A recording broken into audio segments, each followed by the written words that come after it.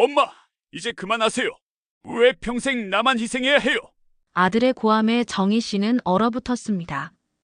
바닥에는 쓰러진 손에서 피가 흘렀고 며느리는 팔짱 끼고 비웃고 있었죠. 내가 이 꼴 보자고 평생을 희생했단 말이야. 허리 아파도 참고 눈치 보며 살아온 세월이 한순간에 부서지는 소리가 마음속에서 울렸습니다. 하지만 바로 그 순간 그녀 안에서 무언가가 바뀌기 시작했죠. 이제는 나 자신을 위해 살아야 한다는 사실을 깨달은 겁니다. 이 이야기는 단순한 가족 갈등이 아닙니다. 평생을 희생하며 살아온 한 여자가 모든 고통과 배신을 딛고 자신만의 삶과 자유를 되찾는 순간 우리가 눈물과 공감으로 함께하게 되는 진짜 이야기입니다. 오늘 정혜 씨는 우리에게 진짜 사랑과 용기란 무엇인지 보여줄 겁니다. 마지막까지 눈을 뗄 수 없을 거예요. 시청 전 구독과 좋아요, 그리고 댓글로 어디서 시청하시는지 알려주세요. 이제 정혜 씨의 눈물과 분노, 그리고 희망의 여정을 시작합니다. 안녕하세요. 저는 올해 65살, 이름은 박정희입니다. 평생 시장에서 반찬 가게를 하며 살았어요. 손끝이 갈라지고 허리가 굽을 만큼 일만 하며 살았죠. 그래도 그 덕에 아들 하나 반듯하게 키워냈습니다. 그날은 유난히 추운 겨울 저녁이었어요. 바람이 뺨을 매섭게 스쳤고 내 숨결은 하얗게 피어올랐다가 금세 어둠 속으로 사라졌습니다. 손에는 플라스틱 통 하나를 꼭 안고 있었어요. 겉보기엔 평범한 김치통이었지만 제게 그건 단순한 음식이 아니었습니다. 지난 3일간의 정성, 그리고 사랑이 담긴 제 마음 그 자체였으니까요. 서울 외곽의 조용한 주택가. 가로등이 하나둘 켜지며 거리엔 오렌지빛 불이 번졌습니다. 개 짖는 소리, 문 닫는 소리, 버스 지나가는 소리까지. 세상은 평온했지만 제 가슴속은 그렇지 않았어요. 무거웠어요. 누가 어깨 위에 돌을 올려놓은 것처럼요. 그날 저는 버스를 타고 30분, 그리고 낯선 동네를 10분이나 걸어 여기까지 왔습니다. 김치통 하나 품에 안고서요. 그 통 안에는 희망이 들어 있었습니다. 아들 집에 가져가려던 김치였죠. 결혼 후로 얼굴 보기 어려워진 아들이 혹시 이 김치를 맛보며 옛날을 떠올려주지 않을까 하는 마음이었어요. 저는 30년 넘게 시장에서 반찬 가게를 했습니다. 타일 바닥엔 세월의 얼룩이 배어 있었고 형광등은 윙윙거리며 깜빡거렸죠. 그래도 그곳은 제 세상이었어요. 발효된 냄새가 손끝에 밴 사람, 그게 저였습니다. 겨울이면 제 김치는 오전장이 끝나기도 전에 다 팔렸어요. 단골들은 정희 아주머니 김치 아니면 김치가 아니야 라고 말해줬죠. 그 말 한마디가 제 하루의 보람이었어요. 하지만 몇 해 전 손목이 말을 안 듣기 시작했습니다. 관절이 붓고 허리가 펴지지 않았어요.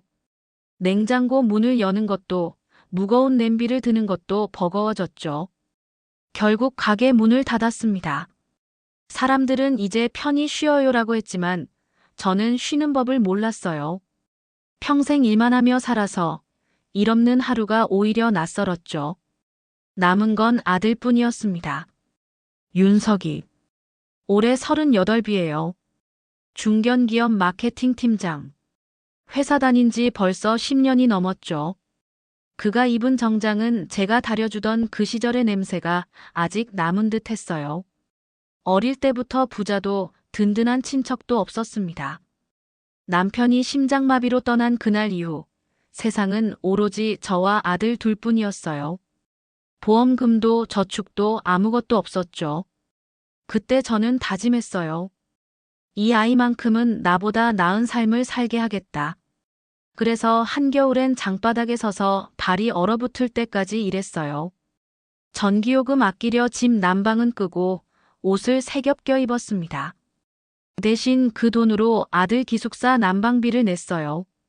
밥을 굶는 날도 많았죠. 그래도 아들이 친구들과 고깃집에 갈 수 있다면 그게 행복이라 생각했어요. 그게 엄마의 사랑이라고 저는 믿었습니다. 아들도 그런 엄마 마음을 알아주는 줄 알았어요.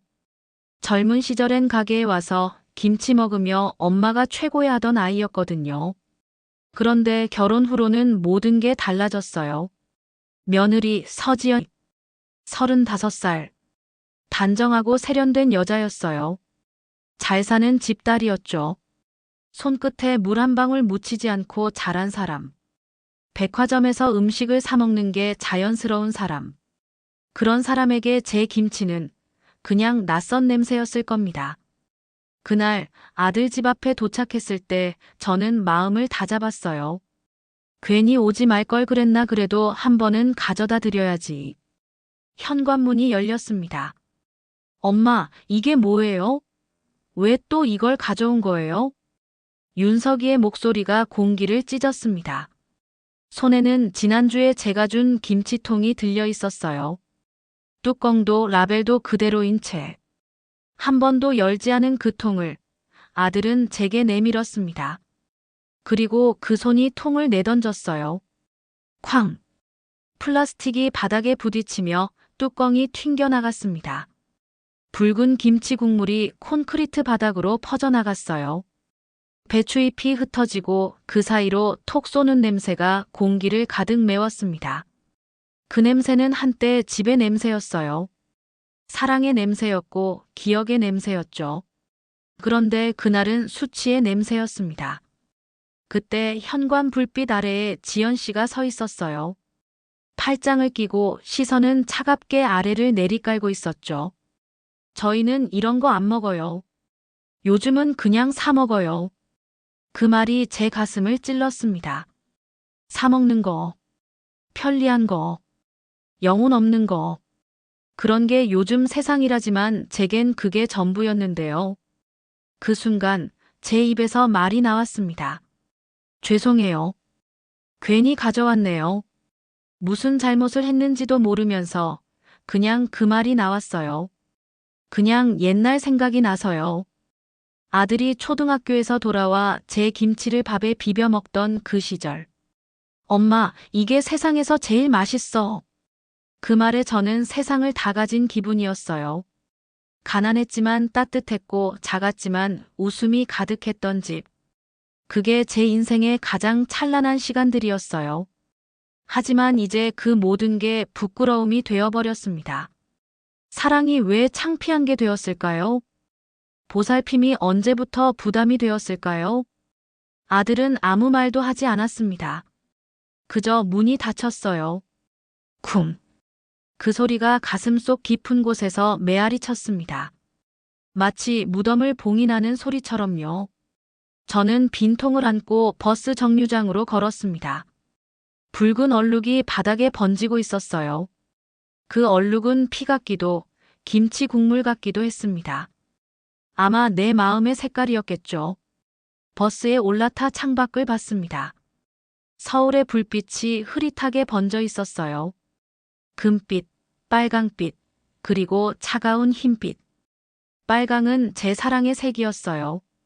한평생 쏟아부은 정성의 색이었고 외면당한 마음의 색이었습니다. 그날 밤 저는 알았습니다. 어떤 얼룩은 쉽게 지워지지 않는다는 걸요. 물로 닦아도 세월이 지나도 남는 얼룩이 있어요. 그리고 그 얼룩은 마음에도 남습니다. 거부당한 사랑, 잊히지 않는 상처, 지워지지 않는 기억. 그게 제 가슴 속에 번져 있었습니다. 하지만 그 얼룩이 남아있는 이유를 저는 아직 다 알지 못했어요. 그날 전 무슨 일이 있었는지, 제가 그토록 애써 김치를 담갔던 이유가 무엇이었는지, 그 이야기는 아직 끝나지 않았습니다. 그날 버스 창밖으로 번져가던 빨간 불빛을 바라보던 정혜 씨의 눈동자엔 여전히 지워지지 않은 슬픔이 고여 있었어요. 그 얼룩의 시작은 사실 그날이 아니었습니다. 모든 건 일주일 전 새벽으로 거슬러 올라갑니다. 서울의 겨울 새벽. 온 세상이 깊이 잠든 시간, 유일하게 불이 켜져 있던 창문 하나가 있었습니다. 그 불빛 아래 한 여자의 손끝이 느릿하게 움직이고 있었죠. 배추잎을 한 장 한 장 들추며 마치 무언가를 꾹꾹 눌러 담듯이요. 부엌은 차가웠습니다. 냉기가 바닥에서부터 스며 올라와 발끝을 얼렸고 숨을 쉴 때마다 하얀 김이 허공으로 흩어졌어요. 난방은 자정부터 꺼놓은 상태였어요. 전기세라도 아끼려는 마음 때문이었죠. 하지만 정혜 씨는 추위를 별로 느끼지 않았습니다. 아니, 어쩌면 느끼지 않는 법을 배운 걸지도 몰라요. 세월 속에서 아픔과 불편함은 이미 오래전 친구가 되었거든요. 고통이 익숙해지면 사람은 그것마저 잊고 살아가죠. 배추는 부엌 가득 쌓여 있었습니다. 작은 식탁 위도, 바닥의 대야도, 벽에 기대어 놓은 그릇들도 온통 배추로 가득했어요. 그리고 공기 속엔 젓갈 냄새와 고춧가루의 매운 향, 마늘의 알싸함이 뒤섞여 있었습니다. 누군가에겐 그저 강한 냄새일지도 모르지만 정희 씨에게 그건 겨울의 향기였고 사랑의 냄새였습니다. 김장은 정희 씨에게 단순한 음식이 아니었습니다. 그건 마음을 눈에 보이게 만드는 일이었죠. 손끝으로 하는 기도이자 말로 다 못한 사랑의 언어였어요. 배추잎 사이에 양념을 바를 때마다 그 손끝엔 늘 같은 마음이 담겨 있었어요. 당신을 생각해요. 따뜻하게 먹어요. 나는 여전히 당신 편이에요. 관절이 부어올라 손이 잘 움직이지 않아도 손가락이 갈라지고 피가 나도 정희 씨는 멈추지 않았습니다. 그 손으로 가족을 지켜왔고 그 손으로 아들을 키워냈으니까요.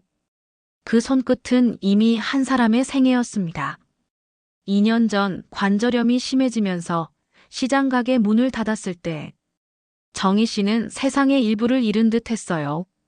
30년 넘게 서 있던 자리, 새벽마다 문 열던 그 골목의 소리, 손님들이 아주머니 김치 없으면 밥맛이 안 나요라던 그 말. 그 모든 게 사라지면서 세상도 함께 멀어졌죠. 하지만 김장은 달랐습니다. 김장은 멈출 수 없었어요. 몸이 말을 안 들어도 마음이 명령했어요. 그래도 해야 한다. 그건 한 세대의 의무였고 엄마의 마지막 표현이었죠. 사랑해라는 말 대신 김치를 담그는 것. 그게 한국의 어머니들이 평생 써온 언어였습니다. 이번 김장은 특히 더 의미가 컸어요. 올해는 며느리 지연 씨가 도와주기로 한 날이었거든요. 그 생각만으로도 정희 씨의 마음은 따뜻해졌어요. 두 사람이 나란히 앉아 배추를 버무리는 모습, 같은 손놀림으로 이야기를 나누는 장면을 상상했죠. 그동안 어색했던 거리감이 조금은 줄어들지 않을까, 며느리도 이 사람이 참 다정한 사람이구나 느껴주지 않을까, 그런 작은 희망이 불빛처럼 마음을 비추고 있었어요. 아침이 되자 준비는 완벽했어요. 밤새 절여둔 배추는 숨이 잘 죽었고 양념은 윤기가 흘렀습니다. 마당엔 커다란 대야들과 의자, 마치 작은 축제의 준비처럼 정갈하게 놓여 있었어요. 겨울 햇살이 차갑지만 맑게 비추는 그 순간, 검은색 차 한 대가 골목 끝에 멈춰 섰습니다. 정희 씨의 가슴이 두근거렸습니다. 손에 묻은 양념을 급히 닦으며 마당으로 나갔죠. 그런데 차 문이 열리고 내린 지연 씨의 모습은 그 따뜻한 상상과는 사뭇 달랐습니다. 하얀 김이 피어오르는 스타벅스 컵, 반짝이는 하이힐, 값비싼 패딩, 정돈된 손톱. 그녀는 마치 겨울 풍경 속에 섞이지 않는 다른 계절의 사람이었어요. 어머님, 아직도 김치를 직접 담그세요? 그 말투엔 호기심보단 놀라움이 묻어 있었죠. 정희 씨는 웃으며 대답했습니다. 그럼요, 정성껏 담그면 맛이 달라요. 먹을 사람 생각하면서 버무리면 그 마음이 맛으로 배죠. 하지만 지연 씨는 배추 쪽으로 다가오지 않았습니다. 커피를 품에 안은 채 멀찍이 서 있었습니다. 그리고 잠시 후 한마디를 던졌죠. 요즘은 그런 거 직접 안 해요. 저희는 백화점에서 주문해요. 다음 주에 OK주짜리 배송돼요. 정희 씨의 손이 잠시 멈췄습니다. 그러나 곧 다시 움직였습니다. 손끝에 김칫소가 배추잎 사이로 스며들었고 그 움직임은 마치 눈물처럼 느릿하고 조용했어요. 고춧가루가 상처난 손에 스며들어 따끔거렸지만 그보다 더 아픈 건 마음이었죠. 그녀는 멈출 수 없었습니다. 엄마란 그런 존재였어요. 사랑을 거절당해도 받지 못해도 그래도 계속 주는 사람. 그게 어머니였으니까요. 지연 씨는 얼마 지나지 않아 떠났습니다. 깜빡한 약속이 있어서요. 그 한마디만 남기고 정희 씨는 혼자 남아 김장을 마쳤습니다. 해가 기울고 바람이 더 차가워졌지만 그녀는 묵묵히 손을 놀렸어요. 누구를 원망하지도 않았습니다. 그저 속으로만 중얼거렸죠. 그래도 맛있게 담가야지. 혹시라도 먹게 될지 모르잖아. 손끝의 감각이 점점 사라져갈 무렵 그녀의 머릿속엔 오래된 기억 하나가 떠올랐어요. 열정과 희망으로 반짝이던 28살의 아들 윤석이. 그가 무릎을 꿇고 말하던 그날. 엄마, 사업을 시작하려고요. 정말 좋은 기회예요. 엄마 믿어주세요. 꼭 성공해서 갚을게요. 그 말에 정희 씨는 주저하지 않았습니다. 통장을 비웠고 보험을 해약했고 밤마다 장사 후 남은 돈을 모아 건넸습니다. 아들이 하늘처럼 소중했으니까요. 엄마, 제가 성공하면 평생 모실게요. 그 약속 하나로 세상의 어떤 고생도 견딜 수 있었죠. 하지만 지금의 아들은 그때의 눈빛이 아니었습니다. 언제부터일까요? 그 따뜻했던 아이가 차가운 말만 던지는 사람이 되어버린 건. 엄마, 제발 좀 옛날 방식 좀 버리세요. 왜 그렇게 불편하게 사세요? 그 말들이 귀에 맴돌았습니다. 김칫소보다 더 매운 말들이었죠. 그날 김장을 끝내고 밤이 되자 정희 씨는 잠시 손을 멈췄습니다. 부엌 구석에 앉아 마른 손등을 바라봤어요. 붉게 물든 손. 그건 피도 아니고 물감도 아닌 그녀의 세월이었습니다. 그리고 그 세월은 아직 끝나지 않았습니다. 그녀가 모르는 또 다른 진실이 일주일 후 평범한 수요일 저녁. 조용히 그러나 잔인하게 그 문을 두드리게 될 테니까요. 정희 씨는 한참 동안 아무 말도 하지 못했습니다. 차 안 공기는 얼음처럼 차가웠어요. 가로등 불빛이 유리창을 타고 들어와 정희 씨 얼굴 위에 엷은 그림자를 만들고 있었죠. 손등 위엔 아직도 붉은 양념 자국이 남아 있었습니다. 비누로 여러 번 문질렀지만 완전히 지워지지 않았어요. 마치 손이 아니라 마음이 물든 것처럼요. 그 자국이 자신이 아직 엄마로서 뭔가를 붙잡고 있다는 마지막 흔적처럼 느껴졌습니다. 차 시동을 끄자 세상은 완전히 조용해졌어요. 귀에 들리는 건 자신의 숨소리뿐이었죠. 잠깐 눈을 감았어요. 그 순간 아주 오래된 장면이 떠올랐습니다. 윤석이가 초등학교 다니던 시절 비 오는 날 젖은 운동화를 말리겠다고 신문지를 구겨 넣던 모습이었죠. 그때 윤석이는 말했어요. 엄마, 나 커서 엄마랑 똑같이 살 거야. 그 말이 얼마나 자랑스러웠는지 정희 씨는 며칠 동안 웃음을 멈추지 못했어요. 그런데 지금 그 아이는 자기 엄마처럼 사는 게 창피하대요. 그 한 문장이 마음속을 깊게 파고들었어요. 창피하다니, 사랑이 왜 창피해졌을까요? 그게 세상의 속도 때문일까요? 아니면 자신이 너무 오래 같은 자리에 서 있었던 걸까요? 정희 씨는 차문을 열었어요. 밤 공기가 차갑게 폐 속으로 밀려 들어왔습니다. 손이 저릿했어요. 그럼에도 불구하고 조수석에 있는 김치통을 꼭 붙잡았어요. 그것만은 놓을 수 없었어요. 깨지지 않은 마지막 통. 아직 살아있는 사랑 하나. 그것조차 버려버리면 정말 아무것도 남지 않을 것 같았어요. 집으로 올라가는 계단이 낯설게 느껴졌어요. 마치 자신이 세상 어딘가에서 길을 잃고 돌아온 사람처럼요. 문을 열자 어둠이 정희 씨를 맞이했어요.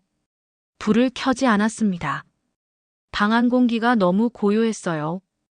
냉장고의 작은 소음, 시계 초침이 움직이는 소리, 그리고 가끔 들려오는 위층의 발소리.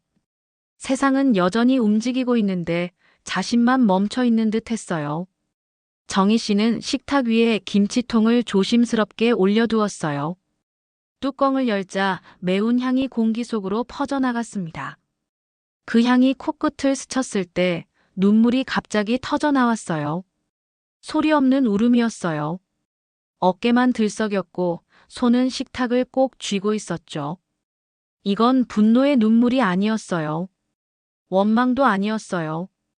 그냥 버려진 시간들이 흘러나오는 것 같았어요. 손끝에 남아있던 매운 양념이 눈가로 닿아 따갑게 스며들었지만 정희 씨는 그조차 닦지 않았습니다. 그 매운맛이 지금 자신에게 남은 유일한 온기 같았거든요. 한참을 그렇게 앉아 있다가 정희 씨는 천천히 고개를 들었어요. 부엌벽에 걸린 시계가 새벽 2시를 가리키고 있었습니다. 창문 너머로 도시의 불빛들이 희미하게 깜빡이고 있었어요. 저 불빛 속엔 누군가의 젊음과 사랑과 분주함이 들어있겠죠. 하지만 그 어디에도 자신은 없다는 생각이 들었어요. 눈앞에 놓인 김치통을 바라봤어요. 그 안에는 단순한 음식이 아니라 어머니의 손맛이, 자신의 젊은 날이, 그리고 아들의 첫 울음소리가 담겨 있었어요. 세상은 그걸 낡은 방식이라 부르지만 정희 씨에게 그것은 기억의 언어였어요. 세대가 바뀌면 말이 바뀌고 가치가 바뀌죠. 하지만 사랑은 달라지지 않잖아요.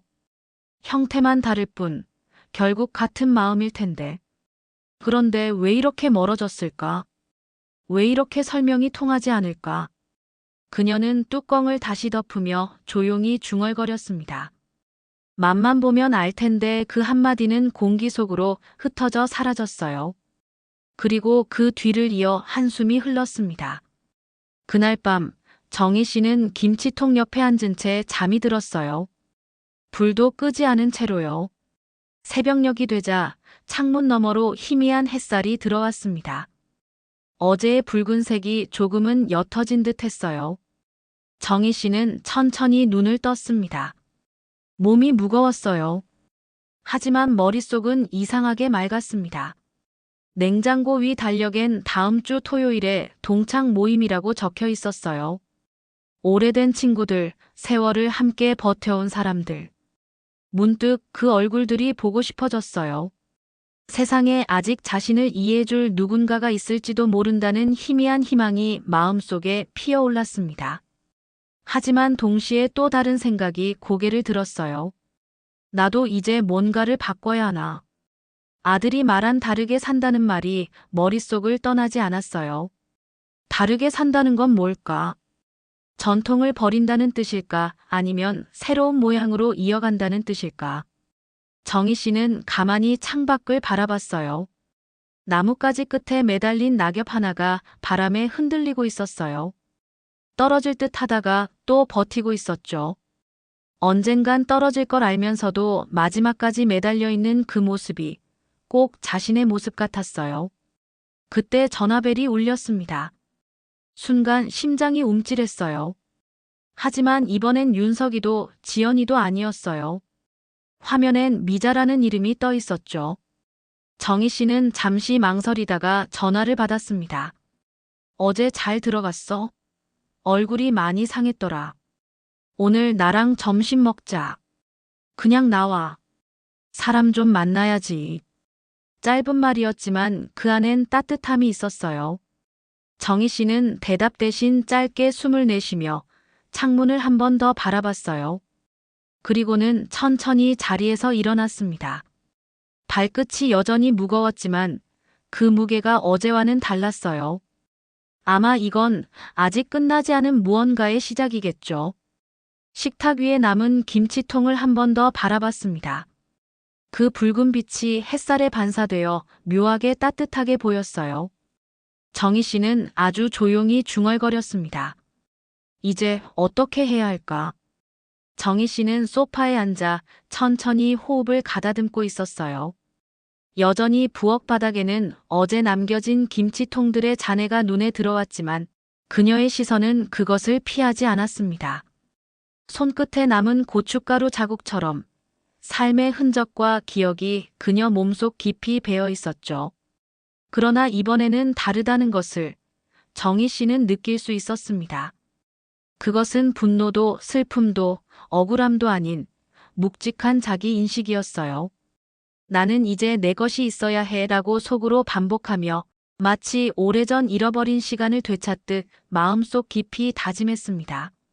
창밖으로 서울의 아침 햇살이 스며들고 있었습니다. 옅은 빛이 벽과 천장에 부드럽게 닿으며 긴 밤의 고요를 살짝 깨뜨리고 있었죠.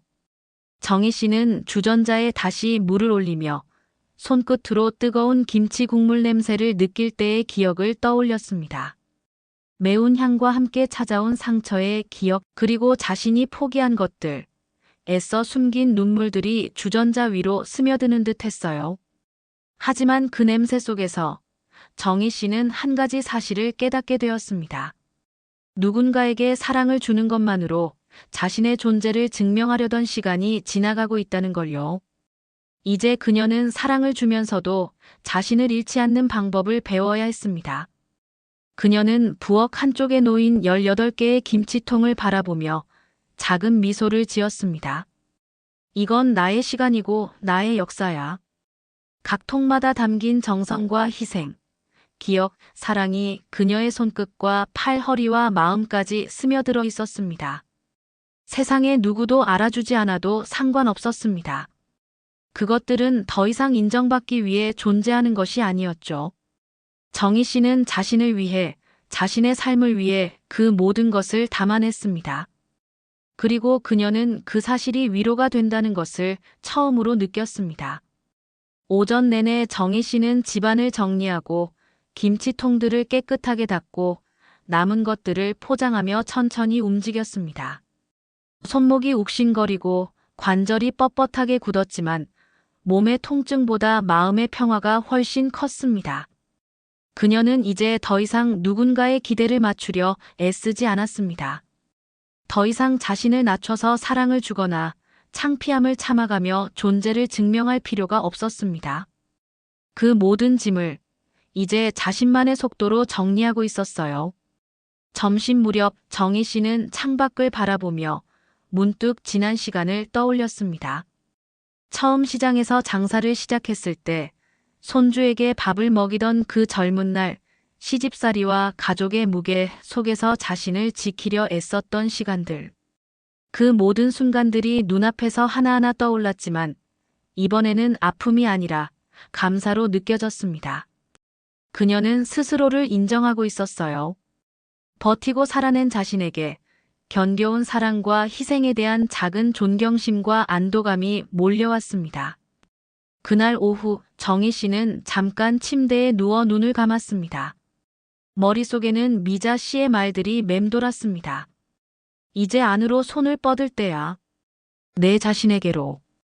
정희 씨는 그 말이 단순한 위로가 아니라 새로운 삶을 시작하라는 신호임을 직감했습니다. 그녀는 깊은 숨을 들이마시고 천천히 내쉬며 마음속에서 오래된 무게를 내려놓았습니다. 그 무게는 사랑, 후회, 기대, 분노가 뒤엉킨 것이었지만 이제는 자신의 것으로, 자신만의 삶으로 바꾸어 놓을 수 있었습니다.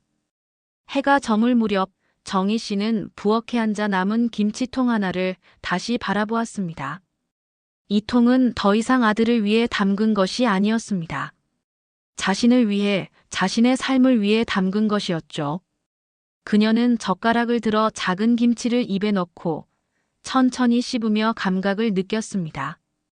입안 가득 퍼지는 매콤하고 짭조름한 맛이 그동안의 슬픔과 아픔을 씻어주는 것처럼 느껴졌습니다. 그리고 그 맛 속에서 정희 씨는 오래전 잃어버렸던 자신을 다시 찾는 듯한 느낌을 받았습니다. 저녁이 다가오자 서울의 거리에는 빛과 그림자가 교차하고 있었습니다. 창밖으로 스며드는 가로등 불빛과 차량 불빛, 사람들의 발걸음 소리가 멀리서 들려왔지만 정희 씨의 마음은 고요했습니다. 이제 그녀는 누구도 자신을 판단하지 못할 것임을, 누구도 그녀의 가치를 결정할 수 없음을 알고 있었어요. 자신이 지켜온 사랑과 희생, 손끝에 베인 기억은 이제 자신만의 것이었습니다. 밤이 깊어지고 정희 씨는 천천히 부엌불을 끄고 작은 소파에 앉았습니다. 눈을 감고 오늘 하루를 정리하며 숨을 고르는데 마음속 깊은 곳에서 새로운 결심이 피어올랐습니다. 사랑은 때때로 부당하게 거부당하고 기대는 무너질 수도 있지만 진정한 힘은 자신에게서 나온다는 것. 그녀는 이제 더 이상 누군가에게 인정받기 위해 살지 않겠다고 마음속으로 다짐했습니다. 정희 씨의 시선이 부엌 구석, 조명 아래 놓인 마지막 김치통을 스쳤습니다. 통 속에서 느껴지는 온기와 시간, 기억과 사랑이 그대로 전해져 왔습니다. 그 순간 정희 씨는 비로소 깨달았습니다. 사랑은 주는 것만으로도 의미가 있지만 자신을 지키고 스스로를 돌보는 일만큼 중요한 사랑은 없다는 것을. 그녀는 손을 뻗어 김치통을 조심스레 닫고 잠시 숨을 고르며 앞으로의 하루를 상상했습니다. 이제 정희 씨에게 남은 일은 단순했습니다. 남은 사랑을 자신에게로 돌리고 남은 시간을 자신을 위해 쓰는 것. 그리고 그 속에서 과거의 아픔과 기억을 껴안고 새로운 이야기를 만들어가는 것이었습니다. 창밖으로 스며드는 달빛이 부엌 바닥을 은은하게 밝히고 도시의 소음은 멀리서 희미하게 들려왔습니다. 정희 씨는 조용히 눈을 감고 마음속 깊은 곳에서부터 차분하게 호흡을 이어갔습니다. 어쩌면 이제야 그녀의 진짜 겨울이 시작되는 순간일지도 모른다고 속으로 생각하며요. 그 밤 정희 씨의 부엌에는 여전히 김치 냄새가 스며 있었습니다. 하지만 이번에는 절망의 향기가 아니었습니다. 기억과 시간, 사랑과 희생이 담긴 냄새였고 무엇보다 자신만의 선택과 평화가 담긴 향기였습니다. 그녀는 천천히 몸을 일으키며 남은 김치통을 바라보았습니다. 누군가가 알아주지 않아도 세상이 외면해도 이제는 상관없었습니다. 그 통들은 그녀의 역사였고 그녀의 사랑이었으며 무엇보다 그녀 자신을 위한 선물이었습니다. 정희 씨는 한동안 그 자리에 앉아 조용히 자신과 마주했습니다. 이제 사랑은 더 이상 누군가에게서 오는 것이 아니라 자기 안에서 피어나는 것임을, 그리고 삶의 겨울에도 꽃은 필 수 있음을 마음속으로 받아들였습니다. 그녀의 눈빛이 조금씩 단단해지고 손끝이 여전히 따뜻하게 떨렸지만 그 떨림은 두려움이 아닌 살아있음의 증거였습니다. 도시의 밤은 여전히 바쁘게 움직였지만 정희 씨에게는 시간이 천천히 흘렀습니다. 부엌 한켠 남은 김치통과 함께 그녀의 작은 승리와 새로운 시작이 조용히 자리하고 있었죠. 그리고 정희 씨는 마음속으로 조용히 다음 날을 계획했습니다. 더 이상 누구를 설득할 필요도, 누구의 눈치를 볼 필요도 없었습니다. 다만 자신을 지키고 자신에게 진실하며 사랑과 기억을 품은 하루를 살아가는 일. 이제 그녀는 알았습니다. 인생의 겨울에도 스스로를 선택할 수 있다는 것을, 그리고 그것이 어떤 의미보다 강력하고 소중하다는 것을. 그녀의 부엌에서 잔잔한 숨소리와 함께 새로운 이야기가 천천히 시작되고 있었습니다. 아침이 조용히 찾아왔습니다. 폭풍이 지나간 후의 아침처럼 조심스럽고 거의 미안해하는 듯한 공기가 방 안을 채우고 있었어요. 햇빛이 정희 씨의 커튼 틈으로 스며들어 방 안에 연한 황금빛 띠를 만들고 있었고 먼지 입자들이 그 빛 속에서 춤을 추었죠. 마치 이름 붙일 수 없는 작은 요정들이 아직 깨닫지 못한 축하를 보내는 듯 했습니다. 잠과 깸 사이, 그 짧고 자비로운 순간 동안 정희 씨는 기억이 완전히 돌아오기 전에 경계 공간에 머물러 있었습니다. 담요의 따뜻함만 느끼고 멀리서 들리는 차 소리만 듣고 살아있다는 사실만 인지한 채로요. 하지만 의식이 서서히 돌아오면서 땅바닥에 흩어진 김치, 아들의 차가운 거절, 미자, 언니 부엌에서 내렸던 결심이 한꺼번에 밀려왔습니다. 몸을 긴장시키며 그 무게가 다가올 준비를 했죠. 하지만 예상과 달리 그 무게는 자신을 짓누르지 않았습니다. 물론 가슴 속에는 공허함이 있었고 무언가 찢겨나간 자리에 빈 느낌이 분명 있었어요. 하지만 동시에 낯설고도 가벼운 감각이 찾아왔습니다. 오래 붙들고 있던 짐을 내려놓는 듯한 해방감이었죠. 숨이 더 편해지고 어깨가 한결 가벼워진 느낌이었습니다. 정희 씨는 천천히 일어났습니다. 삐걱거리는 관절이 매번 아침마다처럼 항의했지만 오늘은 그 통증조차 다르게 느껴졌어요. 존재의 일부로 느껴질 뿐 자신을 규정하지는 않았습니다. 부엌으로 향한 걸음도 의무감이 아니라 단순히 배가 고팠기 때문이었고 자신도 충분히 영양을 누릴 자격이 있다는 생각 때문이었죠. 천천히 아침을 준비했습니다. 뚝배기에 부드러운 두부를 담고 멸치 육수를 부어 은은하게 끓였고 따뜻한 밥 한 그릇과 얇게 썬 감, 가리고 묵은 김치를 곁들였어요. 한 입 한 입이 혀 끝에서 완전히 느껴졌습니다. 감의 은은한 단맛, 육수의 온기, 김치의 깊은 맛까지요. 오래간만에 음식을 먹는 즐거움을 제대로 느낀 순간이었죠. 설거지를 마치고 창가에 서서 마당을 내려다봤습니다. 어제의 혼란과 상처가 남긴 흔적, 김치 국물이 스며든 콘크리트 바닥의 얼룩이 여전히 선명했습니다. 마치 삶의 흔적처럼 쉽게 지워지지 않는 기억과도 같았죠. 정희 씨는 스카프를 둘러쓰고 오래된 작업복을 입고 마당으로 내려갔습니다.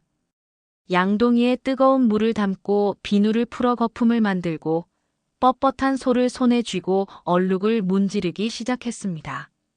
멀리서 이웃 강 씨가 나타났습니다. 조용히 지켜보던 분이었죠. 정희 씨, 그 얼룩 진짜 깊이 배었네요. 김치 국물은 한번 마르면 잘 안 지워질 수도 있어요. 강 씨의 목소리는 현실적이었지만 동시에 이해와 동정이 섞여 있었습니다. 정희 씨는 소를 든 채 답했죠. 그럼 지워질 때까지 문지를 거예요. 그 말에는 단순한 고집이 아니라 자신과의 약속, 삶을 되찾는 의지가 담겨 있었어요. 강 씨는 고개를 끄덕이며 뒤로 물러났습니다. 정희 씨는 반복해서 솔질하고 문지르고 헹구는 행위를 이어갔습니다.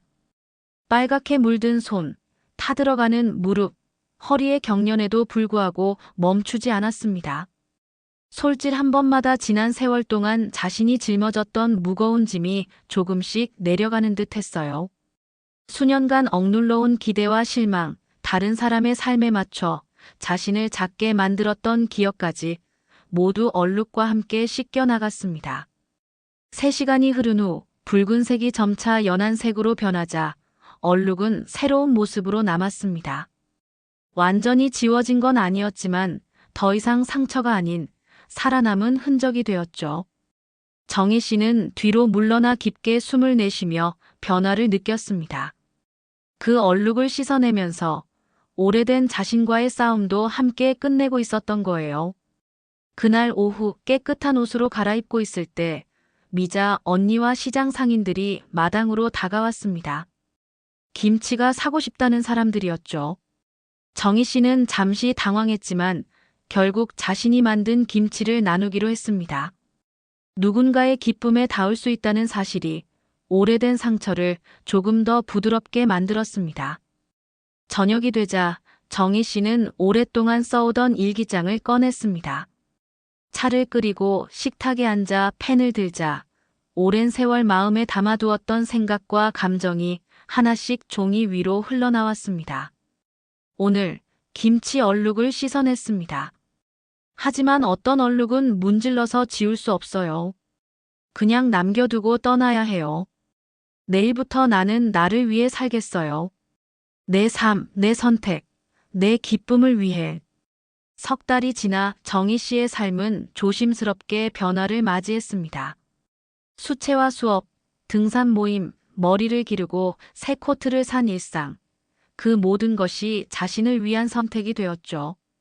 아들의 전화에도 예전과 다른 마음으로 대답할 수 있었습니다. 축하와 인정은 했지만 옛날처럼 자신을 다 바치지는 않았습니다. 이제는 자신의 빗속으로 걸어 들어가는 시간이라는 것을 알게 되었으니까요. 씨는 마당으로 나가 얼룩이 있던 자리를 바라보았습니다. 희미하게 남은 자국은 이제 더 이상 고통의 흔적이 아니라 살아남음과 회복, 그리고 자신을 선택한 증거였습니다. 가장 깊은 비극은 자식에게 거절당하는 것이 아니라 자신을 거절하며 살아온 삶이라는 것을 깨달았죠. 이제 정의는 알고 있습니다. 진정한 사랑은 자신으로부터 시작된다는 것을, 그리고 살아남는 것 이상의 삶은 자신에게서 시작된다는 것을. 그녀는 미소 지으며 천천히 마당을 걸었습니다. 한 걸음 한 걸음이 새로운 삶으로 향하는 발걸음이었고, 그 발걸음마다 그녀의 눈빛은 이전보다 훨씬 밝게 빛났습니다. 세월의 흔적과 상처가 만들어낸 그녀만의 이야기가 이제야 비로소 자유롭게 흘러가는 순간이었습니다.